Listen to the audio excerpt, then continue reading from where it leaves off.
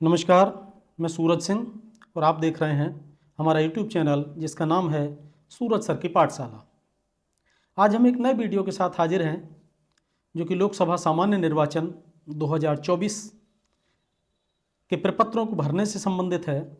और इस वीडियो में आज हम चर्चा करेंगे पीठासीन अधिकारी की डायरी को भरने के बारे में।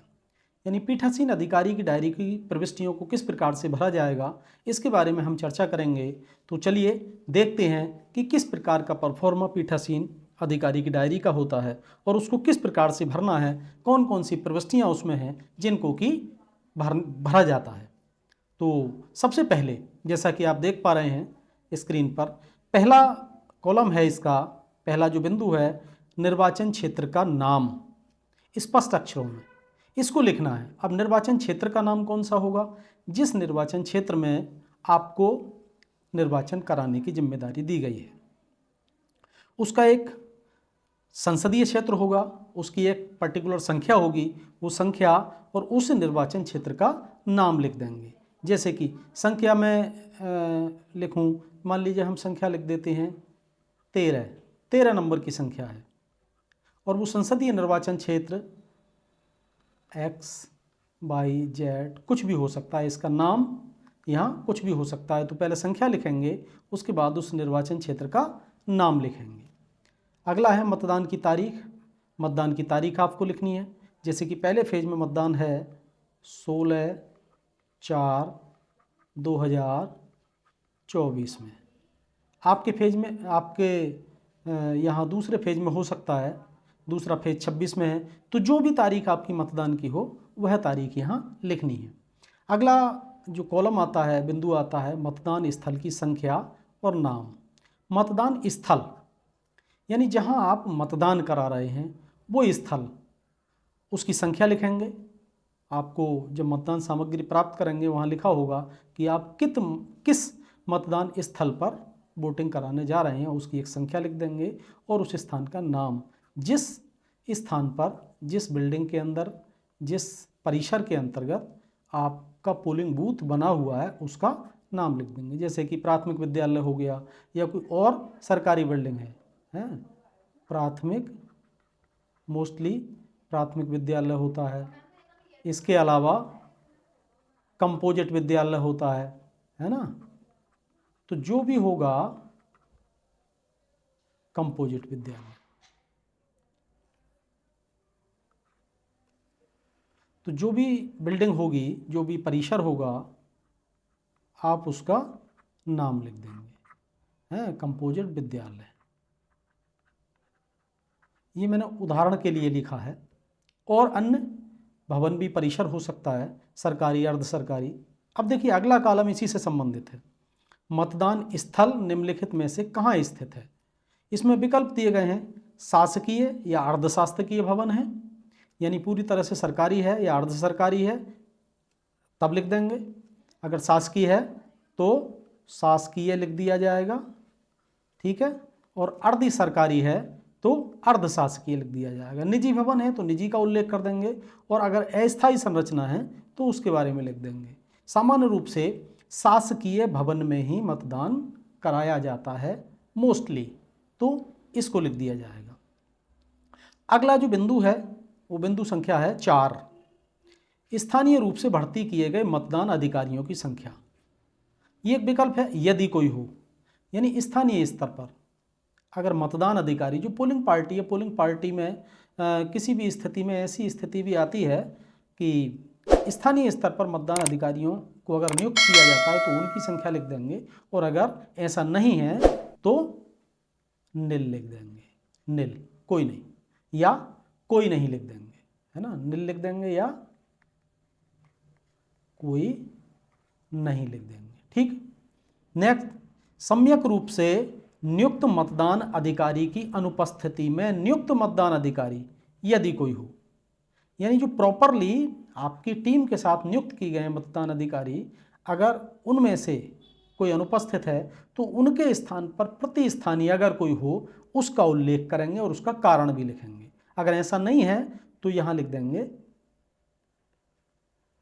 कोई नहीं, ठीक है। ये लिखने के बाद अब आता है मतदान मशीन से संबंधित कॉलम नंबर 6। तो मतदान मशीन के बारे में पूछा गया है कि उपयोग में लाई गई कंट्रोल यूनिट की संख्या, यानी सीयू, कंट्रोल यूनिट की संख्या। तो कंट्रोल यूनिट की संख्या का मतलब है कि कंट्रोल यूनिट आप के अगर मतदान केंद्र पर 16 उम्मीदवार हैं नोटा सहित, तब एक उपयोग में लाई जाएगी, एक, ठीक है। और अगर आपके यहाँ 2 हैं, 16 से अधिक हैं, तो 2 कंट्रोल यूनिट इस्तेमाल में लाई जाएंगी। अगर आपके यहाँ 1 है तो 1 को लिख देंगे और 2 हैं तो 2 लिख देंगे, ठीक है। इसके बाद अगला है उपयोग में लाई गई कंट्रोल यूनिट की क्रम संख्याएं, यानी जो कंट्रोल यूनिट आप इस्तेमाल में ला रहे हैं उनकी क्रम संख्याएं लिखनी है, यानी उनके पीछे जो उसकी क्रम संख्या होगी, एक सीरियल नंबर होगा, वो सीरियल नंबर यहाँ लिखना है, ठीक। अगला है उपयोग में लाई गई मतदान यूनिट की संख्या, बैलेट यूनिट। बैलेट यूनिट, एक मिनट यहाँ थोड़ा क्लियर कर दें। देखिए अभी हमने कंट्रोल यूनिट के बारे में बताया, तो कंट्रोल यूनिट सदैव ही एक ही रहेगी। ये यहाँ थोड़ा सा करेक्ट करना है, कंट्रोल यूनिट एक ही रहेगी और ये एक कंट्रोल यूनिट ही होगी। अगर बैलेट यूनिट 4 भी हैं, यानी 64 उम्मीदवार तक भी हैं, तब भी कंट्रोल यूनिट एक ही रहेगी, आप यहाँ एक ही लिखेंगे, ठीक है। बैलेट यूनिट अधिक हो सकती हैं, तो बैलेट यूनिट अगर 16 तक उम्मीदवार हैं नोटा सहित, तब 1 होगी। 16 से 32 के बीच में है तो 2 होंगी। इसी प्रकार 16 बढ़ जाएंगे तो 3 और अधिकतम 4 तक हो सकती हैं। तो आपके यहाँ जितनी हो उतनी लिखिए, 1 है तो 1 लिख दें और 2 हैं तो 2 लिख दें, 3 है तो 3 लिख दें। मोस्टली एक ही होती है, कभी ज़्यादा उम्मीदवार हों तब 2 हो जाती हैं।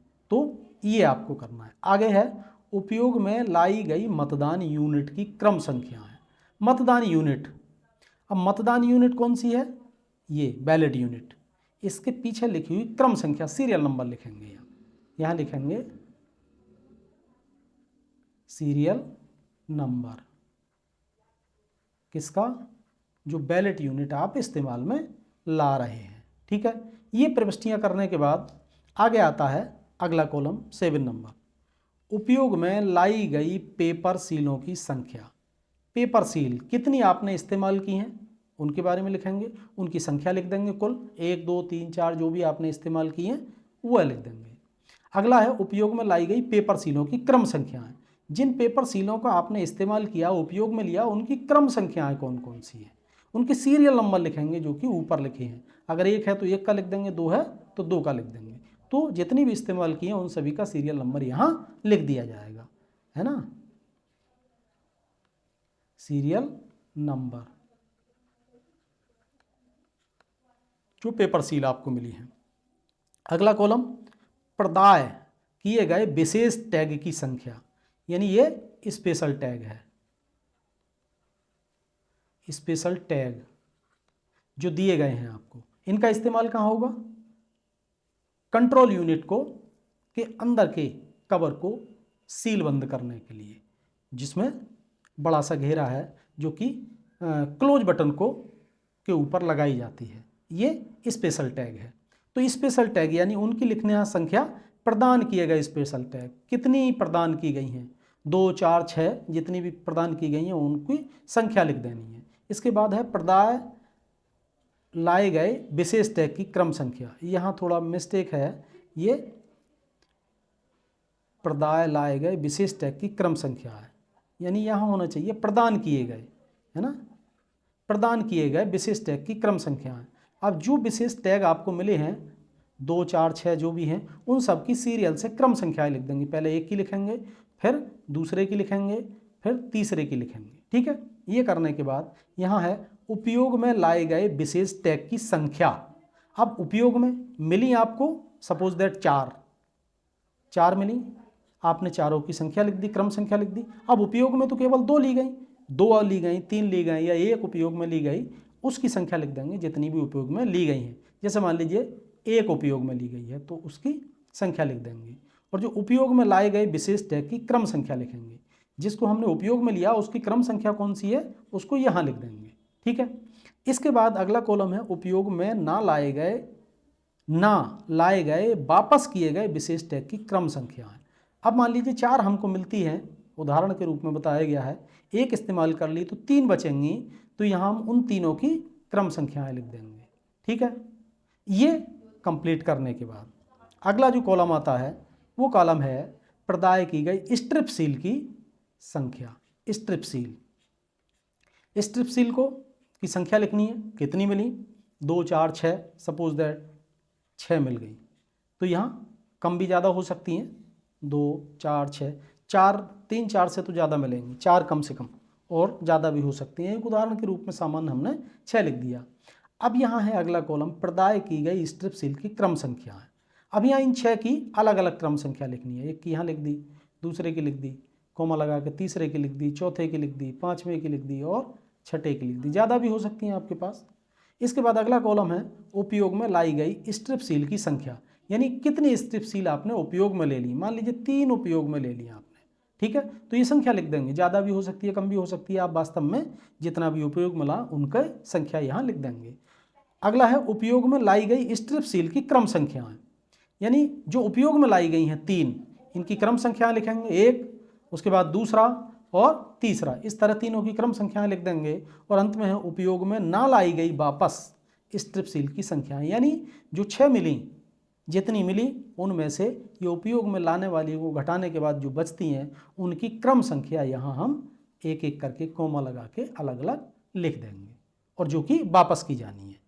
ठीक है, यहाँ ये करना है कि जो आपको स्ट्रिप सील और या स्पेशल टैग मिले हैं इन सब की क्रम संख्याएं मतदान सामग्री लेते समय, लेने के बाद मतदान से एक दिन पहले ही जब आप रवाना होंगे बूथ के लिए, उसी दिन अपने पास सुरक्षित रूप से लिख लें ताकि आपको पता रहे और कि कौन कौन सी मिली हैं। इसके अलावा आपको एक प्रपत्र भी मिलता है, उस प्रपत्र पर इनकी क्रम संख्याएं भर के मिलती हैं, तो आप वहाँ मतदान सामग्री लेते समय उनका मिलान भी कर लें कि जो संख्या आपके लिए स्ट्रिप सील या इन सील की लिख के दी है वो वही है, कहीं उनका मिसमैच तो नहीं है, इसकी भली भांति जांच कर लें। हालांकि मैं एक वीडियो इस पर और तैयार करना है आपके लिए, कौन कौन सी सामग्री आपको मिलेगी और सामग्री लेते समय आपको कौन कौन सी बातों का ध्यान रखना है। फिलहाल आगे बढ़ते हैं। अगला जो कॉलम है वो आता है अगला 7C, जिन मतदान केंद्रों में वीवीपैट का उपयोग हुआ है उन पर लागू सिस्टम, इसके बारे में यहाँ पूछा गया है। इसमें पूछा गया है कि उपयोग में लिए गए प्रिंटर की संख्या, या प्रिंटर से तात्पर्य वीवीपैट से है, जो प्रिंटर है इसका मतलब वीवीपैट से है।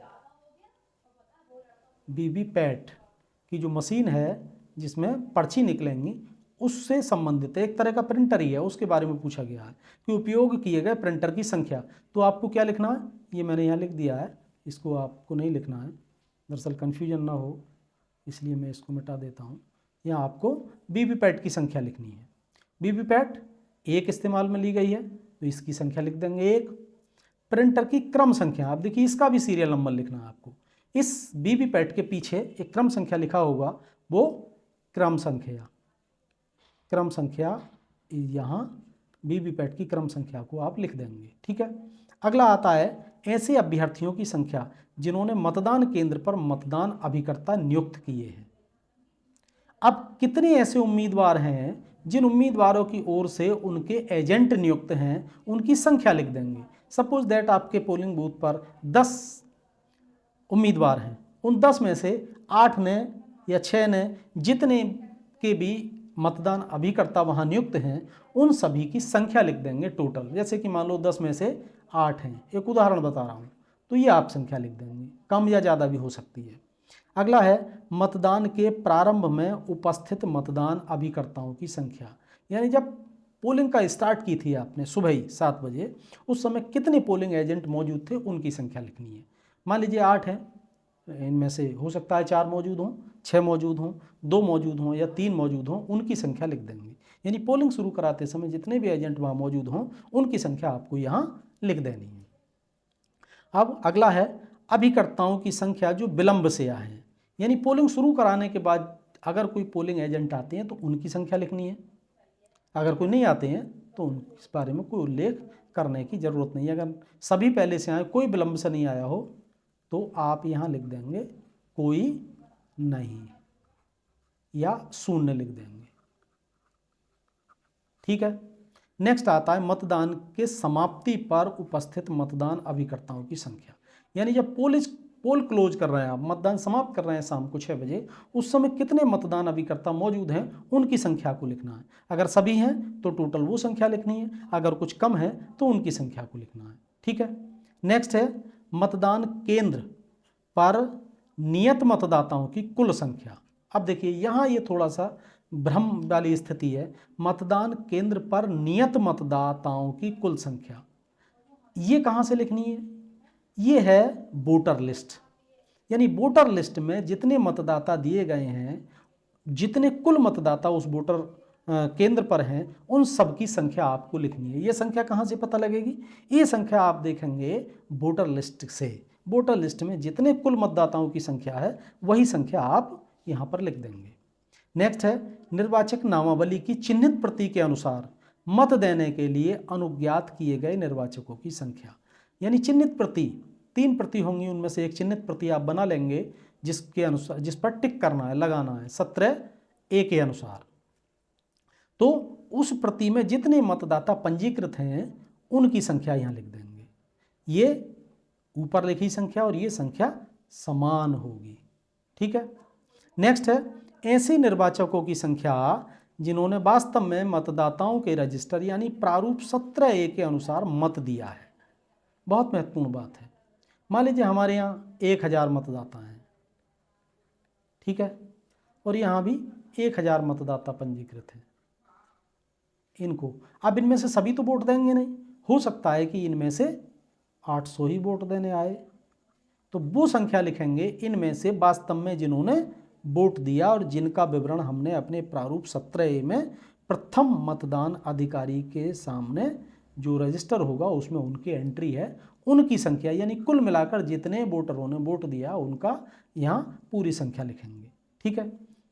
अगला आता है मतदान मशीन के अनुसार रिकॉर्ड किए गए मतों की संख्या।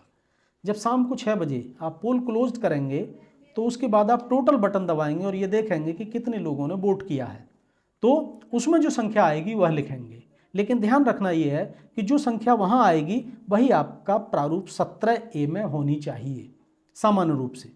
अब विसंगति कहाँ होगी, कहाँ अलग हो सकती है 17A की संख्या और मतदान मशीन की संख्या, उस पर आगे चर्चा करेंगे। सामान्य रूप से ये संख्या वही होगी, यानी दोनों सेम होगी, ये दोनों की समान होगी संख्या। ठीक है।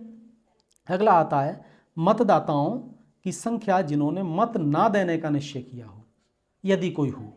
बहुत सारे मतदाता ऐसे हो सकते हैं कि 17A में तो उन्होंने प्रविष्टि करा ली और बाद में उन्होंने कहा बोले मैं तो मत नहीं देता, तो उसके लिए अलग प्रक्रिया है जिसके बारे में कॉलम दिया गया, उसको हम देखेंगे। ऐसे कौन से मतदाता हैं जिन्होंने मत ना देने का निश्चय किया, अगर कोई है उनकी संख्या लिखनी है, नहीं है तो यहाँ नील लिख देंगे। ठीक है।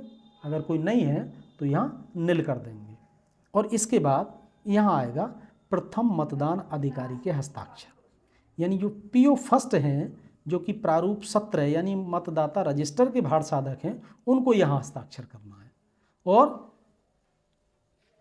यहाँ मतदाताओं के रजिस्टर के भार साधक इंचार्ज, सेम बात है। प्रथम मतदान अधिकारी ही मतदाताओं के रजिस्टर के भी भार साधक होते हैं, तो यहाँ दोनों जगह प्रथम मतदान अधिकारी के ही हस्ताक्षर हो जाएंगे।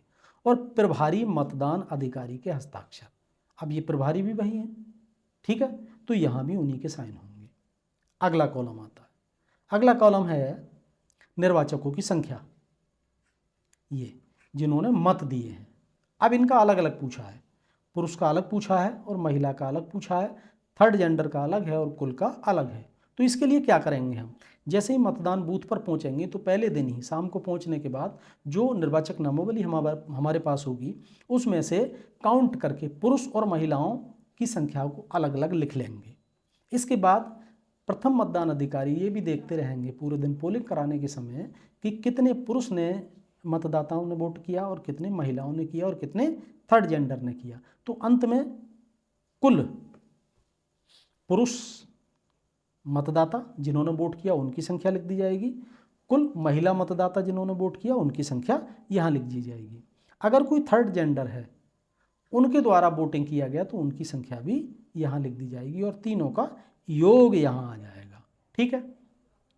नेक्स्ट जो अगला कॉलम है वो है चुनौतीपूर्ण यानी चैलेंज्ड मत हैं। चैलेंज्ड मत के बारे में देखेंगे। चैलेंज मत स्वीकृत संख्या, अस्वीकृत संख्या, यानी कोई चैलेंज करता है तो चैलेंज करने के बाद जो स्वीकृत संख्या है, जो वैलिड पाया गया, चुनौती सही पाई गई, उन वोटरों की संख्या यहाँ लिख देंगे और जो अस्वीकृत किए गए उनकी संख्या को यहाँ लिख दिया जाएगा। ठीक है। और इसके अनुसार जब्त की गई धनराशि अगर कोई है तो वो रकम यहाँ लिखेंगे चैलेंज मत के संदर्भ में। सामान्यतः देखा गया है कि चैलेंज मत नहीं होता है, तो अगर ऐसा नहीं है आपके बूथ पर इस प्रकार का कोई भी मत तो इसमें नील लिख देंगे। ठीक है। और यहाँ भी अस्वीकृत भी नील कर देंगे और धनराशि भी नील। ठीक है। या शून्य, जो भी आप उपयुक्त समझें, शून्य लिख देंगे, नील या शून्य। ठीक है। या मैं ऑब्लिक लगा देता हूँ, इनमें से कोई एक, नील या शून्य। अगला आता उन व्यक्तियों की संख्या जिन्होंने निर्वाचन ड्यूटी प्रमाण पत्र यानी ईडीसी प्रस्तुत करने पर मत दिया। ईडीसी वोटरों के बारे में, ईडीसी मतलब इलेक्शन ड्यूटी सर्टिफिकेट जिनके पास है, अगर इस प्रकार का वोट आपके बूथ पर किसी ने दिया है तो उसकी संख्या लिख देंगे। अगला आता है विदेशी ओवरसीज मतदाता जिन्होंने वोट दिए हो। आपके यहाँ अगर एनआरआई कोई है जो विदेशी प्रवासी हैं और जिनको वोट देने का अधिकार है भारत में, अगर उनके द्वारा आपके बूथ पर किसी के द्वारा जो ओवरसीज एनआरआई है, एनआरआई वोटर ओवरसीज विदेशी वो है तो उसकी संख्या को लिखेंगे। ठीक है। नेक्स्ट अगला जो बिंदु आता है वो बिंदु है उन निर्वाचकों की संख्या जिन्होंने साथियों की सहायता से मत दिया है। देखिए हमने इससे पहले की वीडियो में जो प्रपत्र भरने का बनाया था उसमें बताया था कि कुछ अंधे या शिथिलांग व्यक्ति ऐसे हो सकते हैं जो मतदाता जो अपने स्वयं आकर वोट ना दे सकें, उनको एक साथी की आवश्यकता होती है। तो ऐसा कोई अगर व्यक्ति है जिसके द्वारा वोट किया गया है तो उसकी संख्या यहाँ लिखेंगे कि कितने ऐसे व्यक्ति थे जिन्होंने साथी की सहायता से मत दिया है। अगर कोई नहीं है तो यहाँ नील लिख देंगे। ठीक है। या शून्य, नील या शून्य लिख देंगे। इसके बाद अगला कॉलम है प्रॉक्सी द्वारा दिए गए मतों की संख्या। प्रॉक्सी वोटर होता है। अब प्रॉक्सी वोटर कौन सा है? प्रॉक्सी वोटर वो है जो कोई ऐसी सेवा में है जो वहाँ से वो उसको छुट्टी नहीं मिल सकती, जैसे कि सेना में है, पैरामिलिट्री फोर्स में है, लेकिन वो वोट डालना चाहता है तो वो अपनी ओर से किसी अपने परिवार के किसी सदस्य को प्रॉक्सी बनाएगा और उसकी ओर से उसके परिवार का कोई व्यक्ति जो कि उसके द्वारा नामित है प्रॉक्सी के रूप में वो वोट देगा, उसकी संख्या यहाँ लिखनी है। अगर नहीं है तब आप नील लिख देंगे या शून्य। ठीक है। इसके बाद निविदत मतों की संख्या। निविदत मत कोई है तो उसकी संख्या यहाँ लिखेंगे, अगर कोई नहीं है तो यहाँ भी नील लिख देंगे। अब आता है निर्वाचकों की संख्या, उनमें जिनकी उम्र के बारे में घोषणाएं प्राप्त की गई।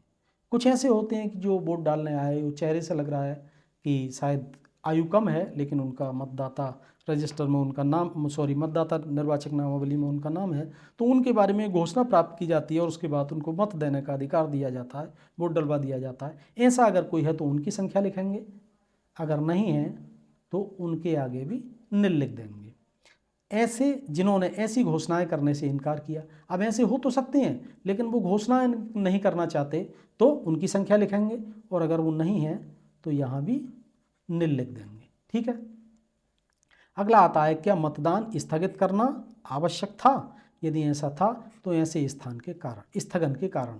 अगर बीच में मतदान स्थगित हुआ है तो उसके कारण लिख देंगे, और अगर मतदान लगातार चलता रहा, स्थगित नहीं हुआ है और ऐसी कोई घटना नहीं हुई है तो यहाँ लिख देंगे मतदान स्थगित नहीं हुआ,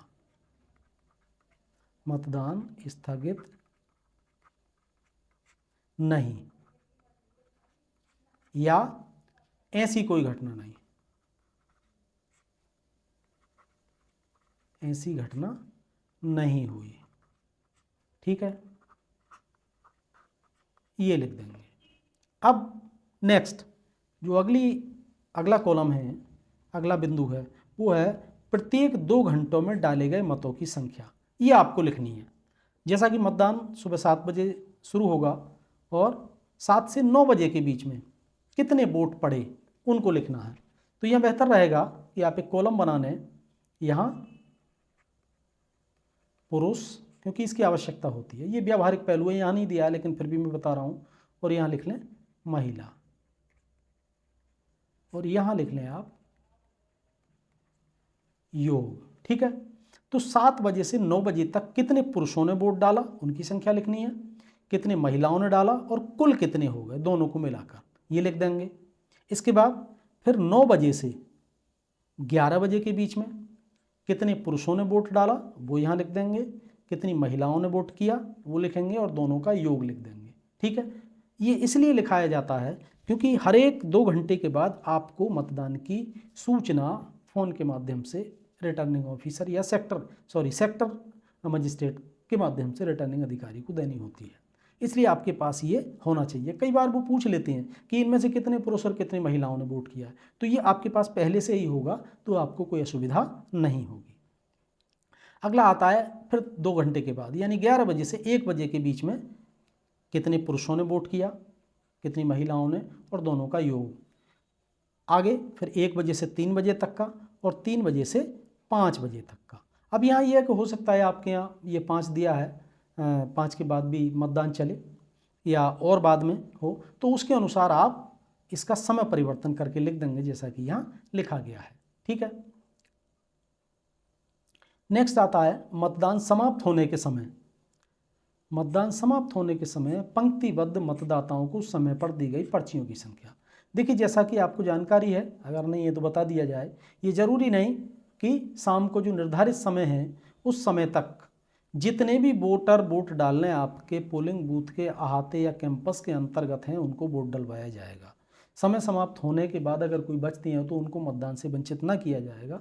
इसके लिए एक प्रक्रिया है कि जितने लोग भी उस समय तक उस परिसर के अंतर्गत आ गए हैं तो पीठासीन अधिकारी सबसे पीछे से उनको एक लिखी हुई पर्चियाँ देंगे और अपने बूथ की तरफ बढ़ती संख्या में उनको लिखी हुई पर्चियाँ देकर सबका वोट डलवाएंगे। तो उनके बारे में ये उल्लेख है कि इस प्रकार दी गई अगर कोई पर्चियाँ हैं तो उनकी संख्या लिखी जाएगी, अगर नहीं है तो यहाँ निल लिख दिया जाएगा या कोई नहीं। ठीक है, अंतिम मतदाता के मत देने के पश्चात मतदान समाप्ति का समय, यानी इस प्रकार दी गई पर्चियों के संदर्भ में अंतिम मतदाता को जब मत दिया गया लास्ट वोटर द्वारा वो समय क्या था, ये इस पर्ची देने की दशा में भी होगा और पर्ची ना देने की दशा में भी होगा। यानी लास्ट वोटर ने किस समय वोट किया वो आपको समय डालना है आवश्यक रूप से। तो यहाँ वो समय डालना है जब लास्ट वोटर ने आपके यहाँ वोट किया है। ठीक है, कितने बजे वोट किया। अगला आता है निर्वाचन अपराधों का विस्तृत विवरण। अगर निर्वाचन के दौरान कोई अपराध हुए हैं उनके बारे में यहाँ बिंदु हैं, एक एक करके चर्चा करते हैं। सबसे पहला है मतदान स्थल से 100 मीटर की दूरी के अंदर मत प्रचार, यानी आपका जो पोलिंग बूथ है उस बूथ से 100 मीटर के दूरी के अंदर अगर कोई प्रचार किया गया है उसका उल्लेख करना है। अगर ऐसा नहीं है तो आप लिख देंगे कोई नहीं।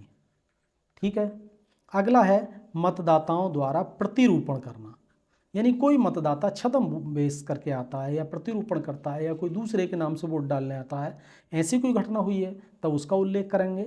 अगर नहीं है तो लिख देंगे कोई नहीं।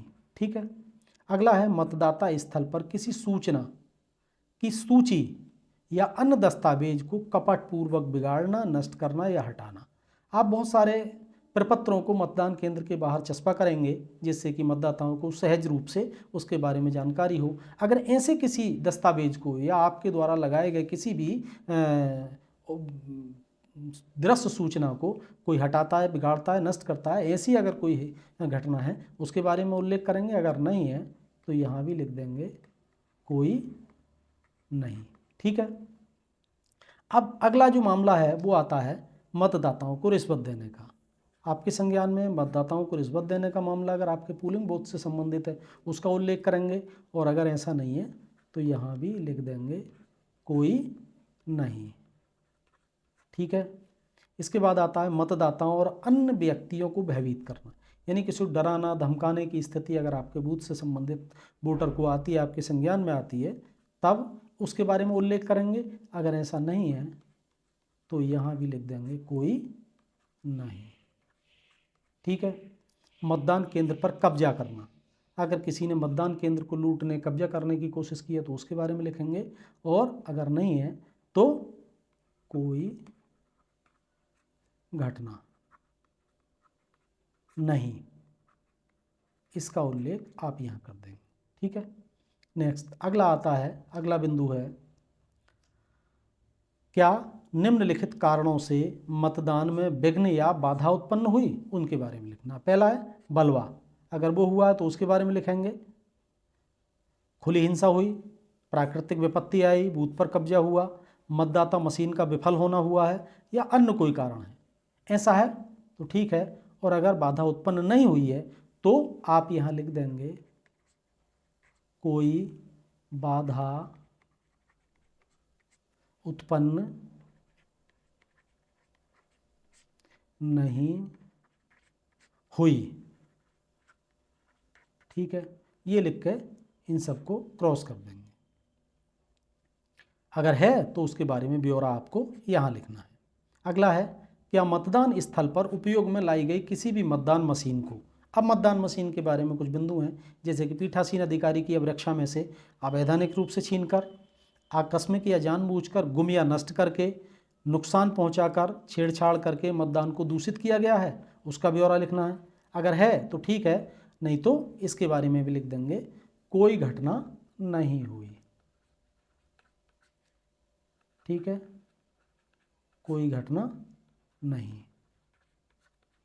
ठीक, और यहाँ भी लिखेंगे कोई घटना नहीं।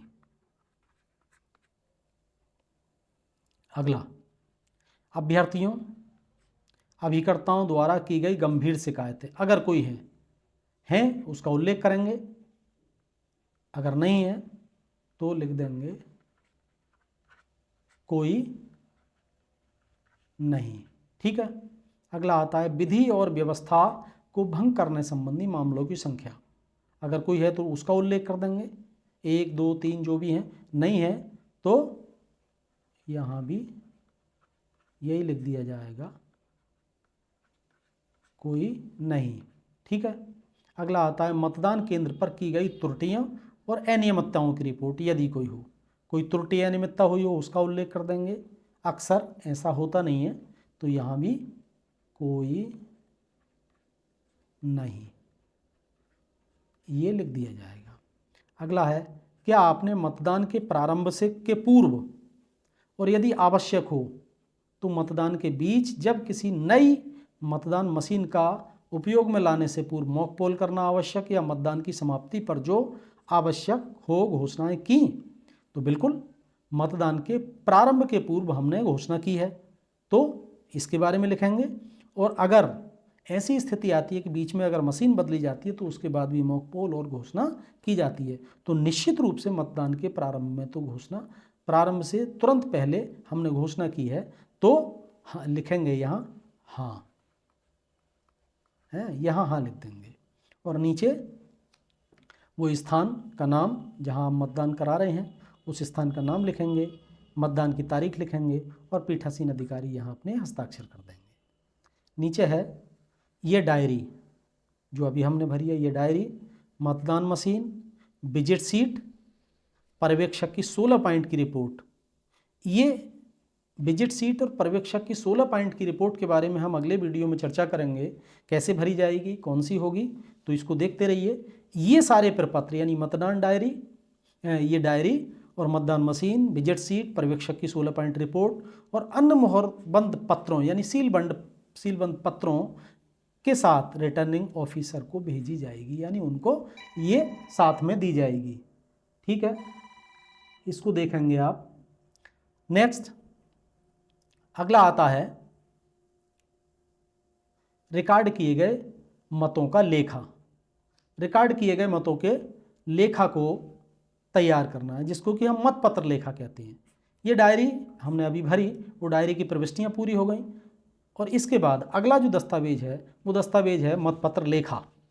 तो मतपत्र लेखा अनुलग्नक 11 है, यानी 11 नंबर पर फॉर्मा है, प्रारूप 17C जिसको हम कहेंगे। रिकॉर्ड किए गए मतों का लेखा, सामान्य रूप से इसको मतपत्र लेखा कहा जाता है। इसकी प्रविष्टियाँ किस प्रकार से भरें उसको हम देखते हैं। यहाँ लिखना है सबसे पहले लोकसभा निर्वाचन क्षेत्र, तो यहाँ लिखेंगे लोकसभा, क्योंकि हम लोकसभा का निर्वाचन करा रहे हैं। लोकसभा सामान्य निर्वाचन, सामान्य निर्वाचन क्षेत्र से अब उस लोकसभा क्षेत्र का नाम लिख देंगे जहाँ के लिए आप हैं। विधानसभा के लिए निर्वाचन, विधानसभा का निर्वाचन क्षेत्र लिख देंगे जो आपकी वोटर लिस्ट पे होगा। निर्वाचन क्षेत्र का संख्या और नाम लिखेंगे। मतदान केंद्र की संख्या और नाम, यानी जिस पोलिंग बूथ पर है उसकी एक संख्या होगी वो लिखनी है और उसका नाम लिखना है, जिस परिसर में वो संचालित है जहां आप वोट करा रहे हैं। आगे जो कॉलम है मतदान केंद्र पर प्रयुक्त मतदान मशीन, उसके बारे में विवरण देना, यानी कंट्रोल यूनिट, कंट्रोल यूनिट की संख्या लिखनी है, यानी क्रम संख्या लिखनी है। उसके पीछे लिखी होगी वो क्रम संख्या यहाँ लिखनी है। मतदान यूनिट यानी जो बैलेट यूनिट है जिसमें वोट पड़ता है उसकी क्रम संख्या लिखनी है उसके पीछे से देखकर, और वीवीपैट की क्रम संख्या यहाँ लिखनी है। ये सभी संख्याएं इन यूनिट के पीछे लिखी हुई होंगी। अब इसके बाद आता है मतदान केंद्र को नियत निर्वाचकों की कुल संख्या, यानी उस मतदान केंद्र पर कितने लोगों को वोट डालने के लिए अधिकृत किया गया है उसकी संख्या लिखनी है, और ये संख्या आपको वोटर लिस्ट में लिखी मिलेगी, वहाँ से लिख देंगे। टोटल वोटर्स की संख्या यहाँ लिख दी जाएगी। ठीक है, सपोज दैट उस मतदान केंद्र पर 1000 वोटर हैं तो आप यहाँ लिख देंगे। मैं उदाहरण के रूप में आपको ये बता रहा हूँ। अगला आता है मतदाताओं के लिए रजिस्टर, यानी प्रारूप 17A में यथा प्रविष्ट मतदाताओं की कुल संख्या। यहाँ इसका मतलब है कि इन टोटल वोटर्स में से जितने वोटरों ने यहाँ मतदान किया उनकी संख्या लिखेंगे। सपोज दैट 1000 में से 800 वोट कर चुके हैं तो उनकी संख्या लिख देंगे।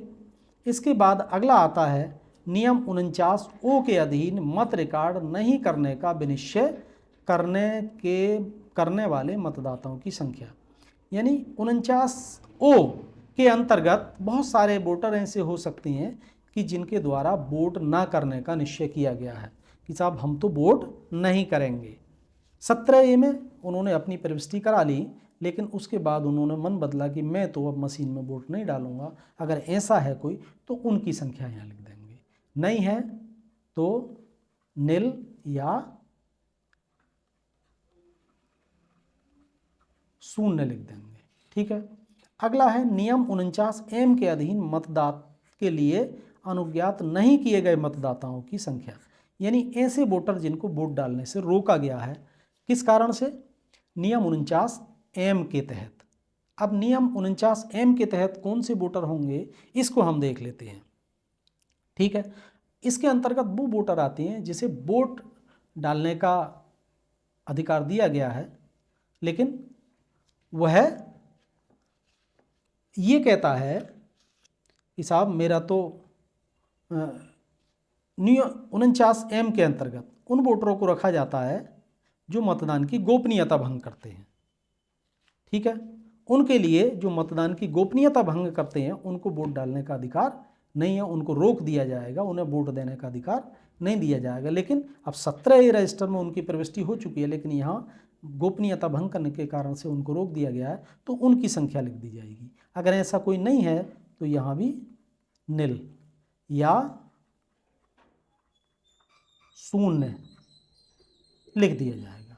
ठीक है, अब अगला आता है नियम 49MAD के अधीन, नियम 49MAD के अधीन रिकॉर्ड किए गए परीक्षण मतों को घटाए जाने की आवश्यकता होगी।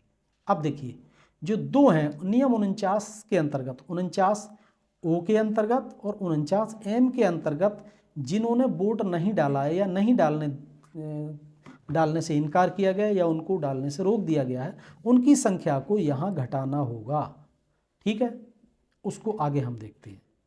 अब घटाए जाने वाले परीक्षण मतों की कुल संख्या, यानी कुल परीक्षण मत जो हैं उनको यहाँ घटाना है।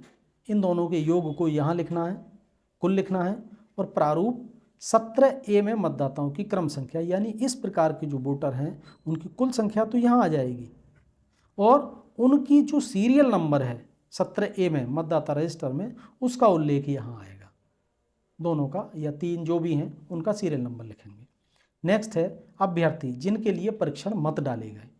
अब क्रमांक देखिए, अभ्यर्थी शब्द आया है, वो जो ऐसे वोटर हैं, अब एक ऐसा वोटर है जो ये कहता है कि साहब वोट डालने गया कि मैंने जिसको वोट देना चाहता हूँ बजाय उसके दूसरे की पर्ची छप कर आई है, तो ऐसे संदर्भ में उसकी बात को प्रमाणित करने के लिए उससे घोषणा कराई जाएगी, उसके बाद वो वोट डलवाया जाएगा और दोबारा से 17A में प्रविष्टि की जाएगी, उसके रिमार्क में लिख दिया जाएगा इस घटना को।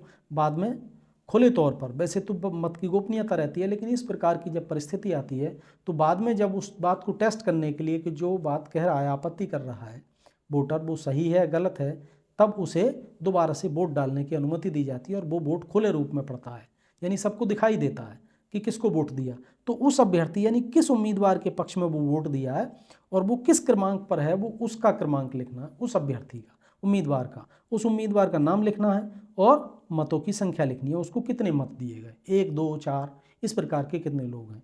ऐसी स्थिति यहाँ इस घटना का उल्लेख आता है।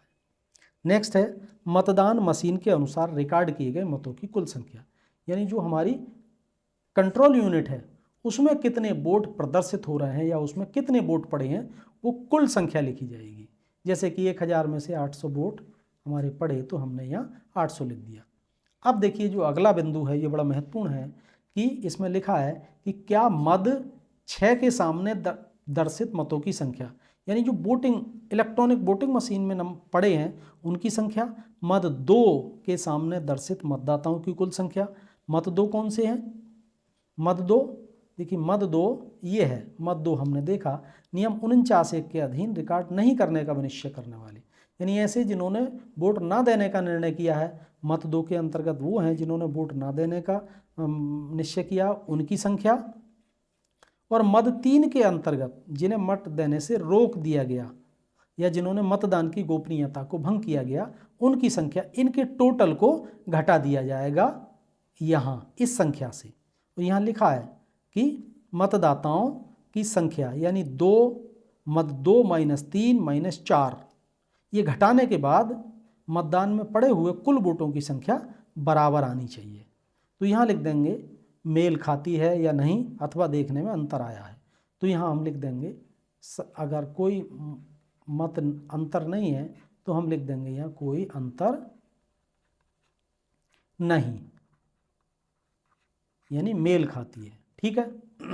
इसके बाद अगला कॉलम आता है उन मतदाताओं की संख्या जिन्हें निविदत मत पत्र नियम 49P के अधीन जारी किए गए। अब निविदत मत पत्र यानी टेंडर वोट, देखिए वैसे तो वोट मशीन में पड़ेंगे लेकिन आपको कम से कम 20 बैलेट पेपर मिलेंगे जो कि निविदत मत पत्र के रूप में प्रयोग किए जाएंगे। ठीक है। अब ये निविदत मत पत्र कौन से हैं? निविदत मत पत्र वो हैं जो कोई वोटर आता है और कहता है कि साहब मैं वोट डालूंगा, लेकिन मतदाता सूची में उसके नाम पर पहले से ही वोट पड़ा हुआ है, तब वो कहेगा मैं तो आया ही नहीं, मैंने तो वोट डाला ही नहीं। हो सकता है उसकी जगह कोई और वोट डालकर चला गया, तो ऐसे में उसका वोट डाला जाना बहुत ज़रूरी है। तो उससे घोषणा कराएंगे और उसको फिर उस बैलेट पेपर पर वोट देने का अधिकार है। उस बैलेट पेपर देंगे, उस पर वो वोट देगा और उस बैलेट पेपर पे दिए गए वोट को एक लिफाफे में बंद कर लिया जाएगा जो कि सामग्री के साथ जमा होगा। ये निविदत मत पत्र होता है। तो ऐसा अगर कोई है उनके बारे में लिखना है तो उनकी संख्या लिखनी है। निविदत मत पत्रों की संख्या कितने हैं, अगर कोई नहीं है तो यहाँ लिख देंगे नील। ठीक है। इसके बाद लिखेंगे प्रयोग के लिए प्राप्त, यानी आपको कितने बैलेट पेपर मिले हैं उनकी क्रम संख्या लिखेंगे शुरुआत की, कुल कितने हैं और उससे कहाँ तक क्रम संख्या है वो लास्ट की क्रम संख्या, और यहाँ तक लिखेंगे यानी शुरू की क्रम संख्या लिखेंगे और बाद की क्रम संख्या। अब निर्वाचकों को जारी किए गए इनमें से कितने निविदत मत पत्र के रूप में प्रयोग कर लिए गए उनकी संख्या लिखेंगे, 1 2 4 जो भी हैं। अगर नहीं है तो यहाँ नील लिख देंगे। ठीक है, या कोई नहीं। इसके बाद आता है अप्रयुक्त और वापस किए गए, यानी जो प्रयुक्त कर लिए उनके अतिरिक्त वापस करने हैं। प्रयुक्त करने के बाद जो बाकी बचते हैं उनकी संख्या लिख देंगे, और अगर कोई प्रयुक्त नहीं किए हैं तो उनकी टोटल संख्या जो यहाँ प्राप्त की है हमने पूरी की पूरी यहाँ लिख देंगे। इसके बाद अगला कॉलम आता है पेपर सील के बारे में। पेपर सीलों का लेखा क्रम संख्या, यानी इनके बारे में लिखना है। अब प्रदाय की गई पेपर सील की क्रम कुल संख्या, यानी कितनी पेपर सील आपको प्राप्त हुई हैं। जैसे मान लीजिए 6 प्राप्त हुई या 4 प्राप्त हुई तो 4 लिख दी, टोटल उनकी क्रम संख्या लिखनी है, यानी पहली की क्रम संख्या और सबसे अंत की क्रम संख्या। इसी प्रकार प्रयुक्त की गई पेपर सील की कुल संख्या, यानी इनमें से आपने कितनी इस्तेमाल में ले आए।